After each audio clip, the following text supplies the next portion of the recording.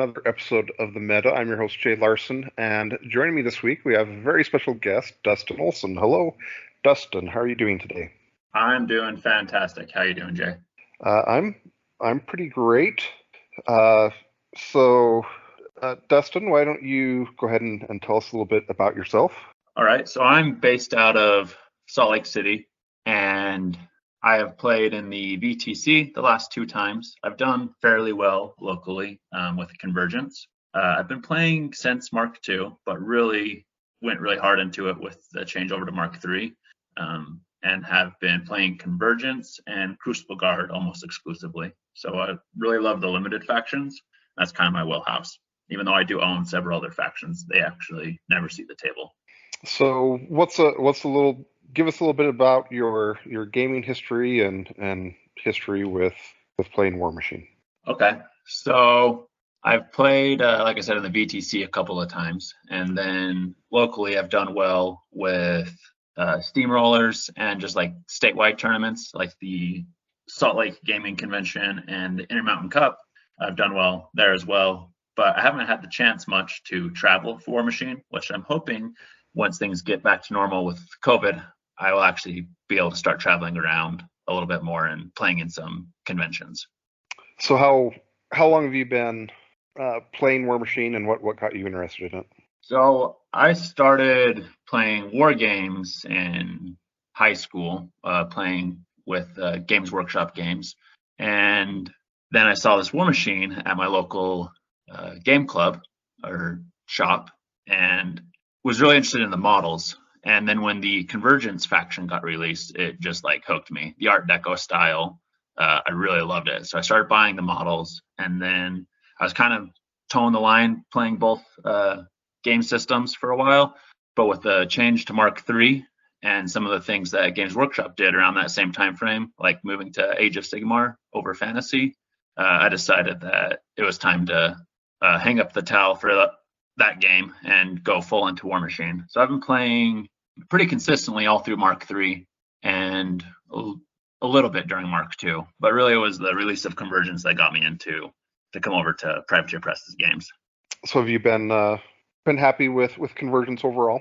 I think there was a good brick of time where I was not very happy with them. And that's actually why I bought into Crucible Guard. I like the limited factions, and so I had most interest playing them. The big stretch where Convergence didn't get looked at, being the limited faction for several years, I think, between when the Conflux released and I guess when Orion came out, that big span of time where they were not getting looked at, not getting any kind of new things for them was pretty hard to stay motivated to keep playing. I think they've kind of learned their lesson with that. As you can see now, the limited factions actually still receive updates and model entries, just not as frequently as everyone else. But before that kind of gap, it was a couple of years where it was literally nothing, and that kind of was hard as a Convergence player.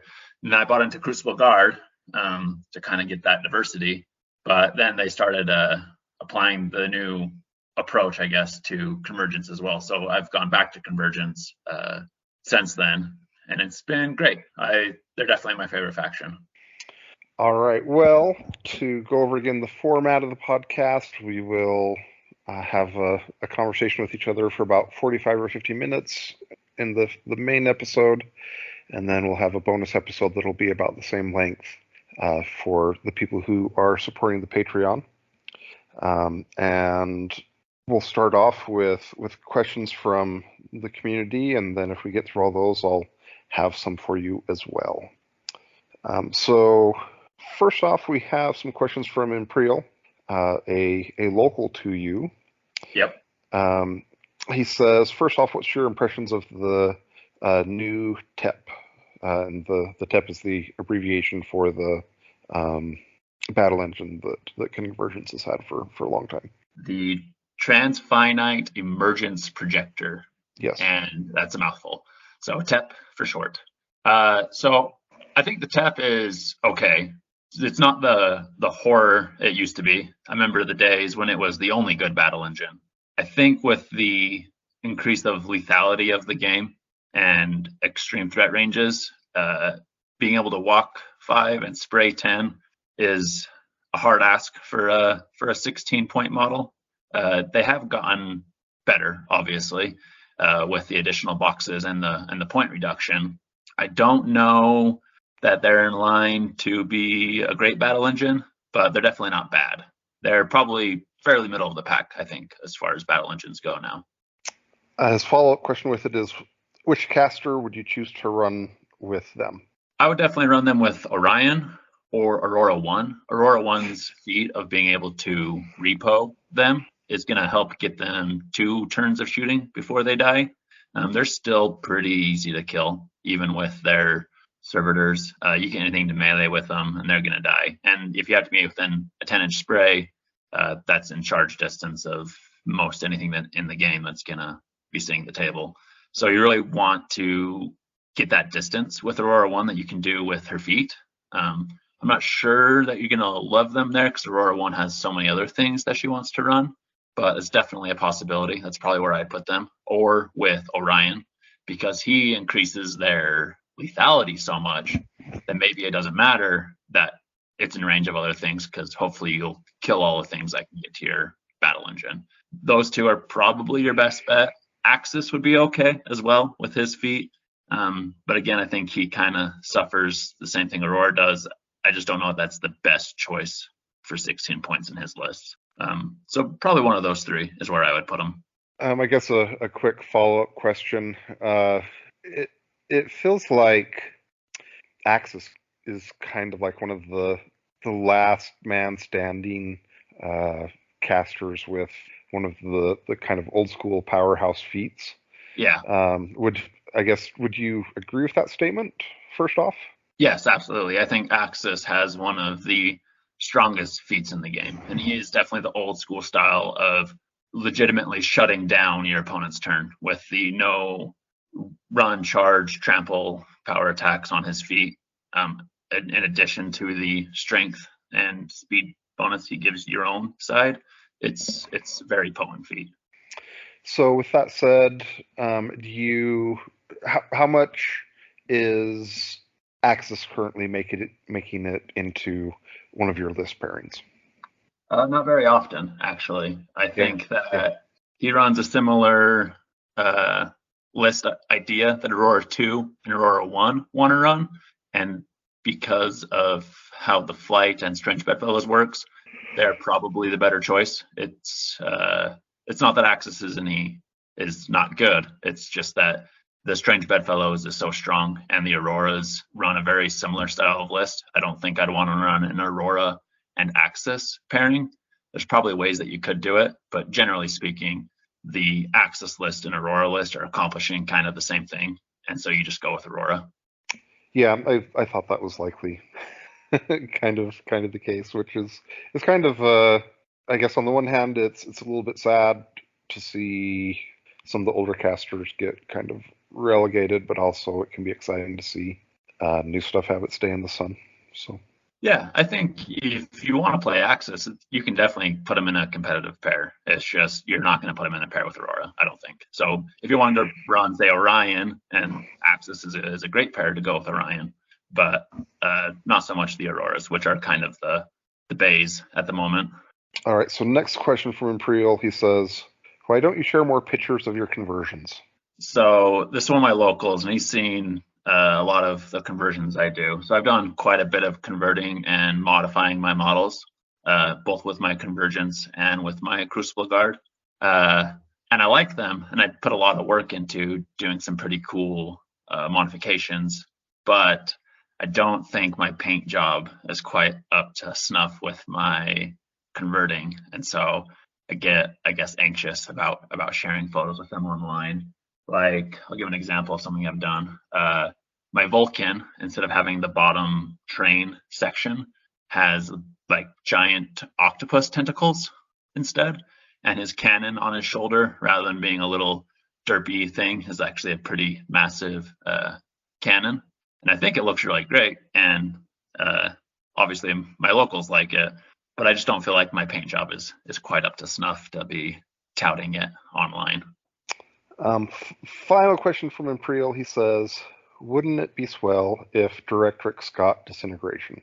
Yes, that would be very swell. I would love it if disintegration was on Director X's card.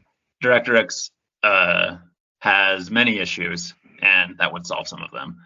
I think so. I have some hard opinions about things, and Director X is one of them. I believe that it's best for the community and for privateer press if we don't try to sugarcoat things when they're not good, when they're not performing well, and so I'm pretty blunt with people on the online. Sometimes I don't think Directrix is good. I've gotten in over probably 100 games with her trying to make her work, and she's just not there. And I maybe rub people the wrong way when they try to be building a list with Directrix, and I just tell them that they should play Orion or play someone who's better. So before the update, Peter Lippert used to play a fair bit of Iron Mother and played her mainly as a War Machine drop. Yep. And he said that after the update, it seemed like she was even stronger in the style of list that he had been playing with her. So what are your thoughts on why you think that she has some issues? So I think Peter Lippert is actually an extremely good player. I've talked to him about Directrix a half dozen times, and he has done some good stuff with her. So I don't mean to say that he hasn't. Sure, yeah. I think her main issue is her game plan only is applicable to a very narrow subset of lists, right? It's only good into War Machine, and it's only good into Warjack Heavy War Machine. And that would be fine if she had a great game plan, which she doesn't. She has an okay game plan into a very narrow subset of the field. Her spell list is okay, and her feat is bad. I think she has the bottom 10% of feats in the game, easily the worst feat in Convergence. I think the effectively getting +3 Mat and +2 Rat for a feat is pretty abysmal. Especially when it comes at the cost of the rest of the time you're Mat 5, Rat 6. I think that's her main issue, is both her spell list and her feat are lackluster, and there's nothing really else on her card that is making up for it. Her little servitors, they're quite great, and her gun is pretty good. So those are like I think the two saving graces on her. I think if you're playing Directrix, you really need to leverage those imperil bots, and you want her to be using her gun. I think overall, though, like I said, it's just she's got such a narrow game plan, and it only applies to a small portion of the game, and it's not even great. It's not even like it's a slam dunk into those matches. Into those matches, you have a good game, and in everyone else, you have a bad game. So why would I take someone that has a 80-20, like 80% of the times I'm just going to lose, and 20% of the times I can play a game, when I can take someone who's statistically just going to perform better. All right, so our next set of questions are from BCCB. First off, he says, how do you feel Convergence was affected by the 2021 update? I think that they did a good job with Convergence by and large. I think there's a couple of misses. The one thing I didn't really love was, I'll probably get into this a little bit later, but Strange Bedfellows took quite a few different nerfs, and some of them were quite deserved. But I think in aggregate, not that it affected Strange Bedfellows too much, but the necessary nerfs for Strange Bedfellows adversely affects the other lists that Convergence can make. So some examples of that are Bloodthirst on Asphyxious.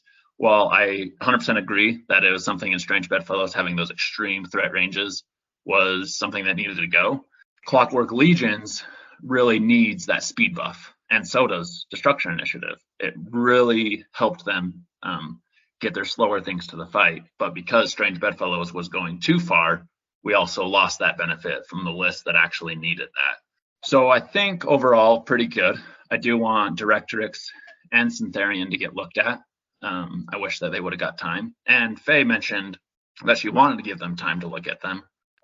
more thoroughly when she did they were part of the casters that she had stated she wasn't going to be able to fix with the update, and wanted to go on a second pass and really put some time into some of these casters.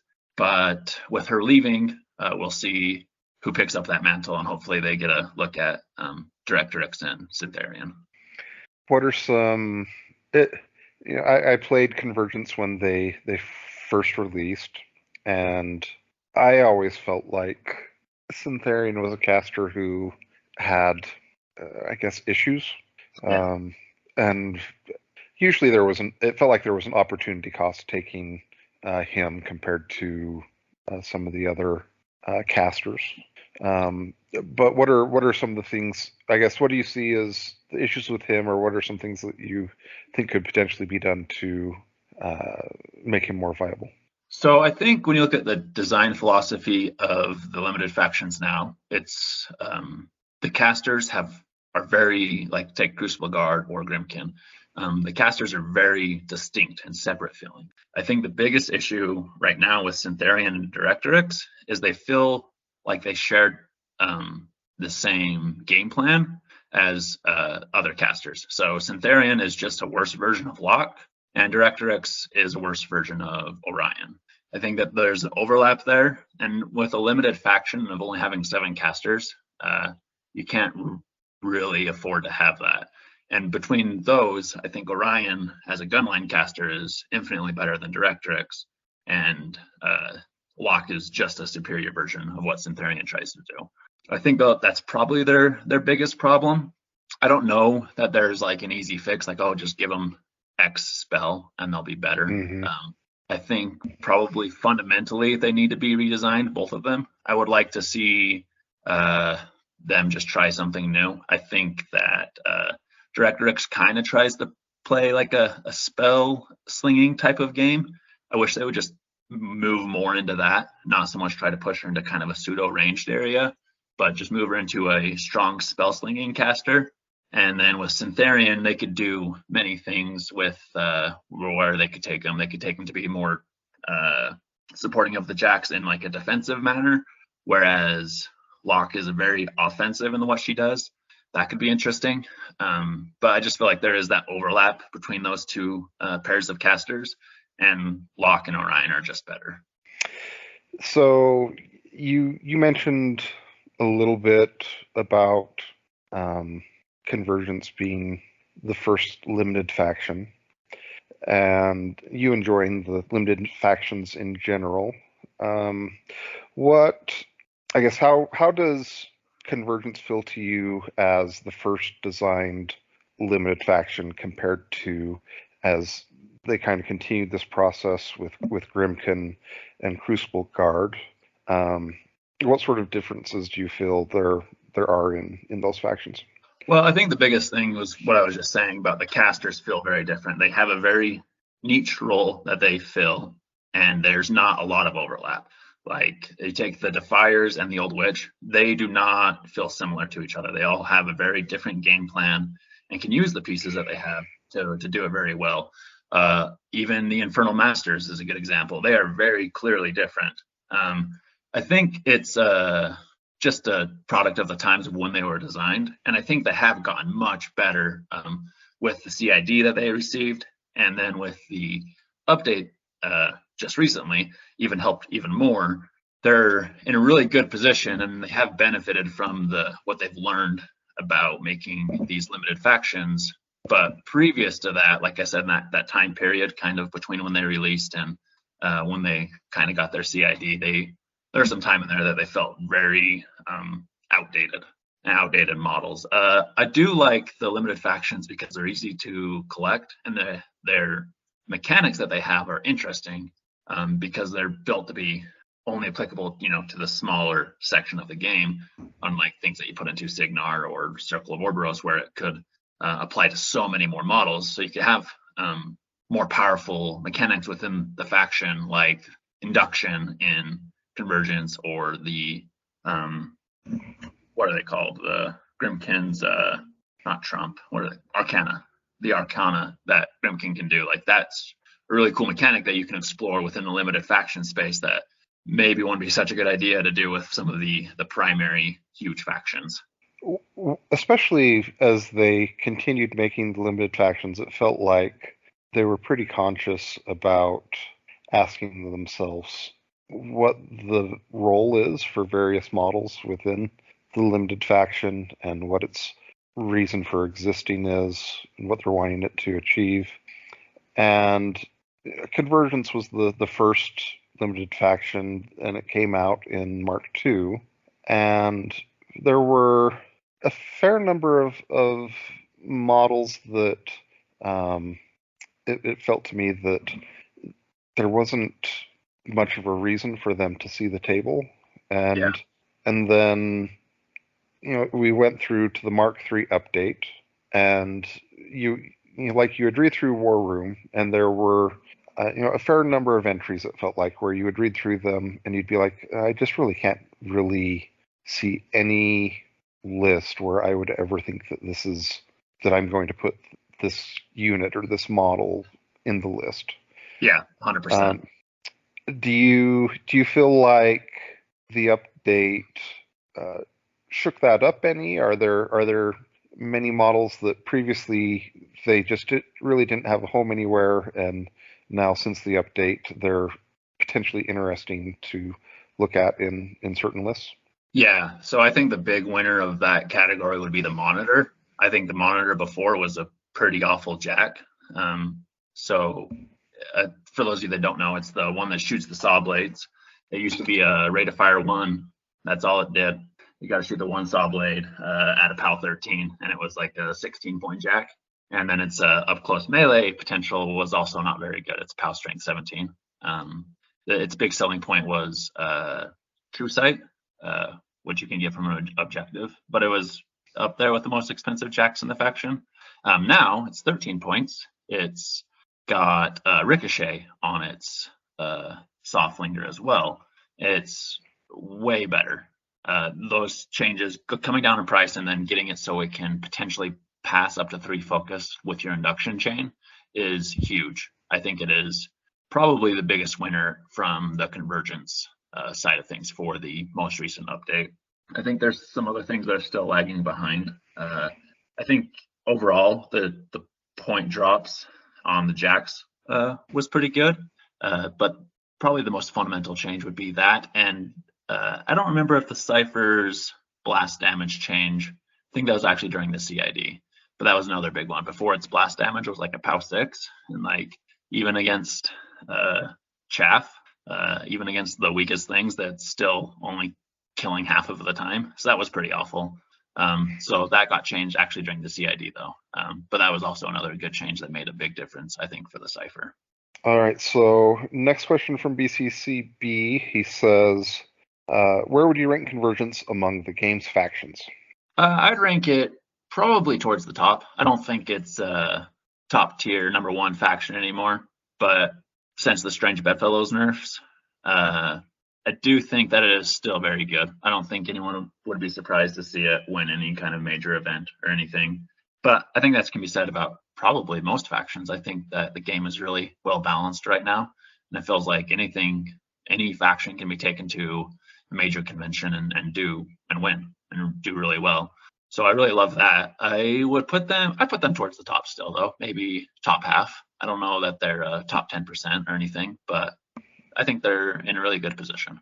Okay, so next question from BCCB. He says, what are Convergence's greatest strengths and greatest weaknesses as a faction? I think its greatest strength is its heavy jacks. I think they are amazing. I think that they each have a pretty good role and they can each do really well.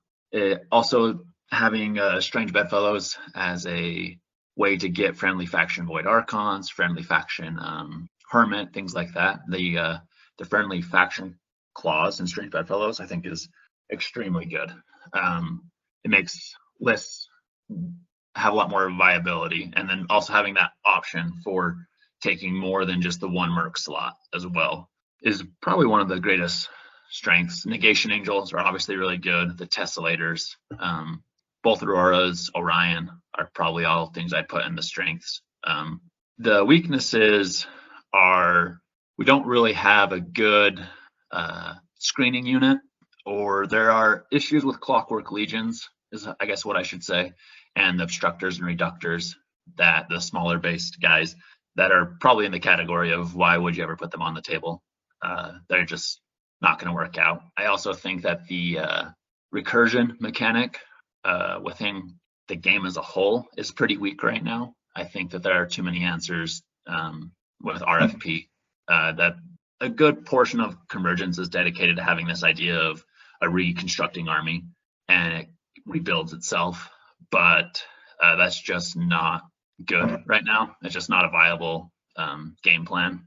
And so that's probably one of the weaknesses. And then I think there's a couple of casters and a couple of solos that are really behind the curve and that fall into the category of I would just not play them. They're just not good. So I would put the Steel Soul Protector in that category, Enigma Foundries in that category.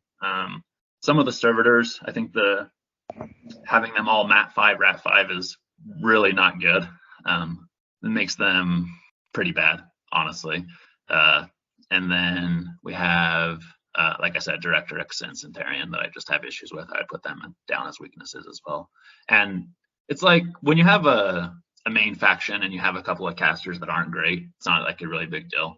But when you only have 7 and 2 of them are bad, that's more of an issue. So that ties in a little bit to the next question. BCCB asks, how do you maintain interest in a limited faction?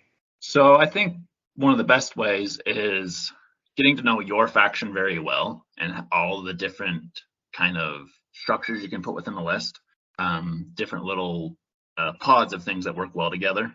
And I think that's always fun to try the same, basically like group of things, but with a new caster. I like testing things repeatedly. I also think that when you're playing a limited faction, it's interesting, and what I enjoy about it is playing against what is good. So I might play the same things, but my opponents are going to be playing different things, whether they're changing between factions or within the faction themselves. Like if there's a new CID for Crix and they get a whole bunch of new stuff, now it's going to be a new experience to play against that Crix caster or that Crix player.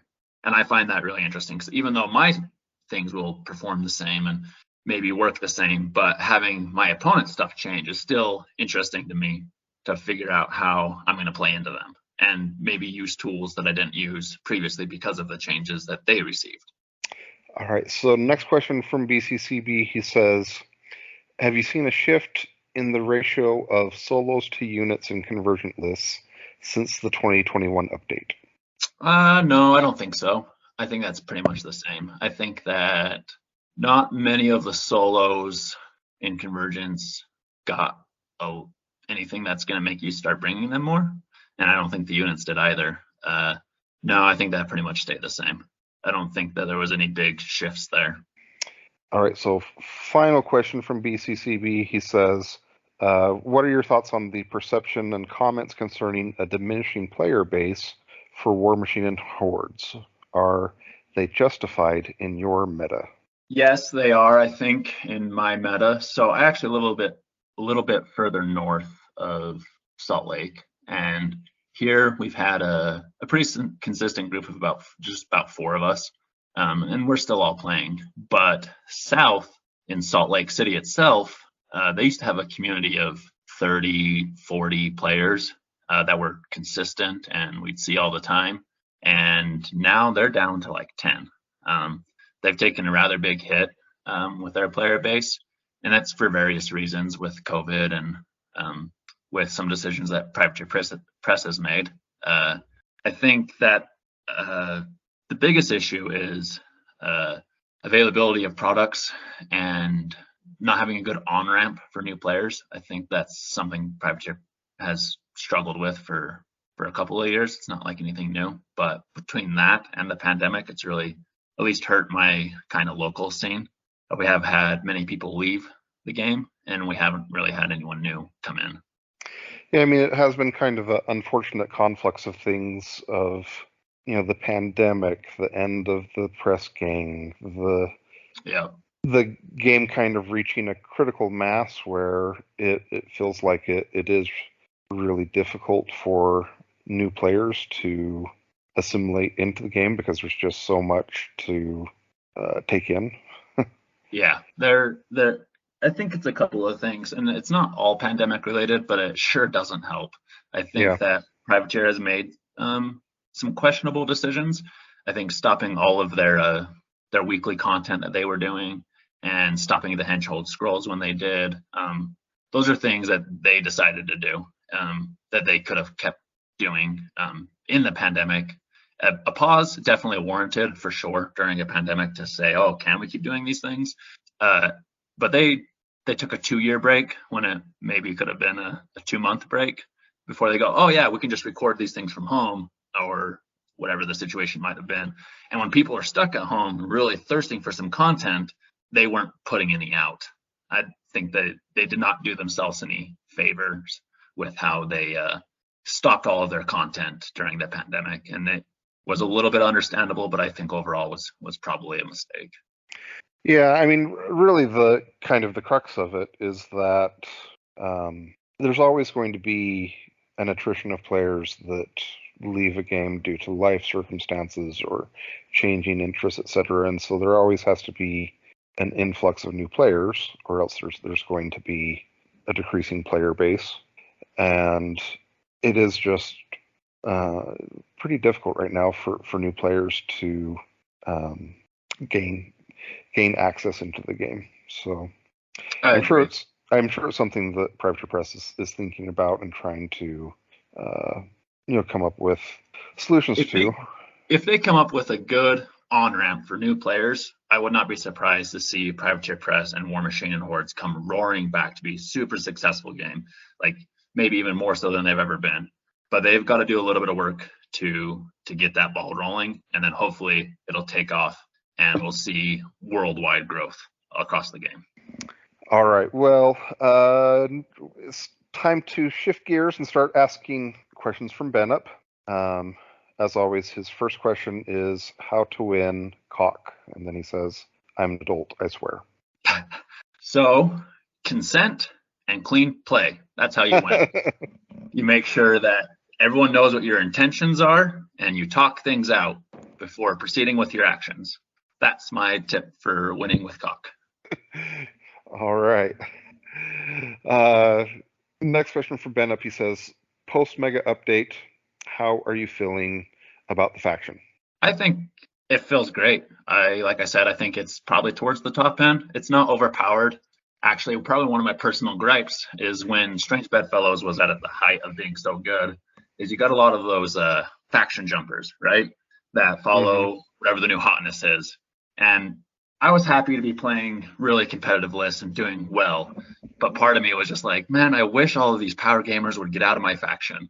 Like, they're going to ruin this. They're going to take things away because they're just going to push the envelope too far. And that's what happened, obviously. And it probably would have happened anyway. It's just the nature of how the game works. But I do think that they're in a really good position. And I'm also glad that I don't have a bunch of power gamers whose attitudes maybe I don't agree with telling me how to play a faction I've been playing for, 8 years. It is sort of interesting that the way things kind of lined up with Strange Bedfellows was that a lot of the game that was being played was done online, and so it was a lot easier to make this these wacky kind of spammy sometimes Strange Bedfellow lists without having to invest money into buying the models. Yeah, that's I think with tesselators and stuff as well. Yeah, and there is, I guess, a little bit of a part of me that there's obviously if there are things in the game that are that would be considered quote unquote broken if a bunch of people were playing it, then it gets fixed. But if there's something that could or would be considered unbalanced, but no one is playing it, then in general it just kind of slides under the radar and doesn't get a change. And I'm kind of curious if it hadn't been pandemic times and if online wasn't as big of a component as it was, if S- Strange Bedfellows would have, kind of flown under the radar and not gotten the attention that it did. Yeah, it's like, what does the meta look like when everyone has infinite money to buy whatever models Right. anytime that they want? Yeah. I think Strange Bedfellows' other big problem though isn't just that. I do think that is probably valid, but that it's in three different factions. Or Yeah, I think that it likely would have. I think that actually Mercenaries probably would have been the faction that got yeah, Strange Bedfellows nerfed, even even if yeah. it wasn't an online mostly game. But So it actually affects four factions, right? Because you got Nemo and Signar, and then sure, Asphyxious yeah. and Crix, and then Mercenaries. I think that I haven't said this so far, but I do think that the Strange Bedfellows being a mercenary list is a really big mistake. I think that is something that Privateer Press should have never done. And I said so much in the CID, and I was told to stop bringing it up or I would get banned. So uh, I did, but I do think that there's no way for them to unring that bell effectively. They don't Right, want to yeah. invalidate all those mercenary players who purchased into Strange Bedfellows, but I do think that the reasoning behind it was really quite weak. And it if it had only been a convergence list or a convergence and Crix list, I think it would have been probably less problematic than when you have Hmm. it being able to be paired with the powerhouse that is mercenaries now. Like mercenaries have so many strong things, and then you just give them another strong thing. I think that was one of the biggest problems. Yeah, I know as a retailer, um, these like Asphyxious and Nemo and Aurora, these new models, um, they're all merchandise as mercenary models, and it just seems kind of strange to me because in a lot of ways it feels like that's the weakest part of both their fluff and how they look and Yeah, basically just everything. And so I don't know. In a lot of ways, it did kind of feel like it was more of a uh, financially based decision than one that was off of game mechanics or fluff. yeah, I agree. I think the fluff argument was paper thin at best. It was borderline absurd. But I am happy that many people got to play Strange Bedfellows and Auroras. I think that overall, maybe it was a really good business decision. But I think for my happiness as a Convergence player or for a quality of the game, maybe not the best decision they could have made. And I feel very confident that they sold a lot more of the product because of Yep. the decision. And so in that regards, it was a successful decision. Right. Um, I want Privateer Press to stay in business. I want them to keep making products and keep the game going. right. So if that's the price I've got to pay, then so be it. All right. Well, we're going to pause here, and the next follow-up question we have is actually more questions on strange bedfellows. So stay tuned for that. Um, as always, I want to remind everyone to check out discountgamesinc.com for your gaming needs. We also have some updates on the tournament list that you guys can check out. As always, thank you to the patrons who help make the podcast possible. And finally, Dustin, I wanted to thank you for taking the time to be on the podcast. I appreciate it very much. Yeah, if I could just real quick plug, Yeah, yeah. I have a YouTube channel that I'm going to start putting battle reports on, and it's just not a real faction uh, on YouTube, and I'll be putting up my games from the VTC and hopefully more in-person games in the future. Awesome. So check out that YouTube channel and you can see some sweet content. So thanks again, everyone, for listening and have a good day.